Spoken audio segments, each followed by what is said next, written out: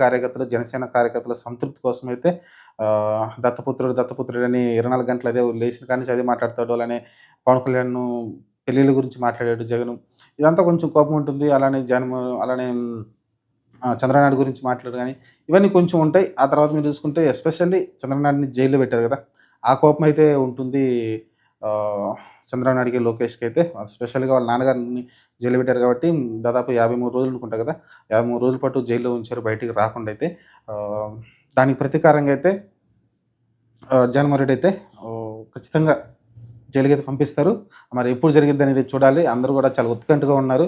నాకు తెలిసి ఇలాంటి అరెస్ట్‌లన్నీ గూడా తెల్లవారుజామున జరుగుతాయి. తెల్లవారుజామున లేకుంటే రాత్రి పూట 10 గంటలకి, 11 గంటలకే జరుగుతాయి. కొంచెం మన చంద్రనాయుడు గూడా అదే జరిగింది గదా! నైట్ పూటే అరెస్ట్ అయితే చేశారు.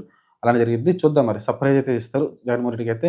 చూద్దాం మరి ఏం జరగబోద్దో. ప్రస్తుతానికైతే జగన్మోహన్ రెడ్డి చుట్టూ ఉచ్చు బిగించుకొని ఖచ్చితంగా అరెస్ట్ అవుతారంటున్నారు. 100% అరెస్ట్ అవుతాడు. మరి చూద్దాం మరి. ఎందుకంటే దీనివల్ల మళ్ళీ అతని మైలేజ్ ఇంకా పెరుగుతుందా అంటే చూడాలి. ఎందుకంటే ఎలక్షన్ టైమ్ చాలా దూరంగా ఉంది గదా! వాళ్ళ ప్లాన్ గూడా అదే అయ్యుండొచ్చు. ఎందుకంటే జగన్మోహన్ రెడ్డి చేసిన తప్పు చంద్రబాబు నాయుడు చేయడనుకుంటాను. ఎందుకంటే జగన్ లాస్ట్ మినిట్‌లో ఎలక్షన్ కొంచెం దగ్గరగా ఉండగా చంద్రబాబు నాయుడుని అరెస్ట్ చేశారు. దానివల్ల కొంచెం ఆయనకి ప్లస్ గూడా అయింది.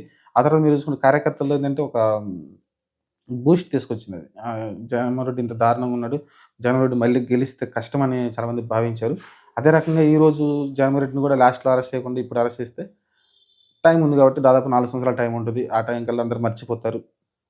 చూద్దాం ఏం జరగబోద్దో. ప్రస్తుతానికైతే లోకేష్, చంద్రబాబు నాయుడు ప్రతీకార చర్యగా జగన్ అరెస్ట్ అవుతాడు.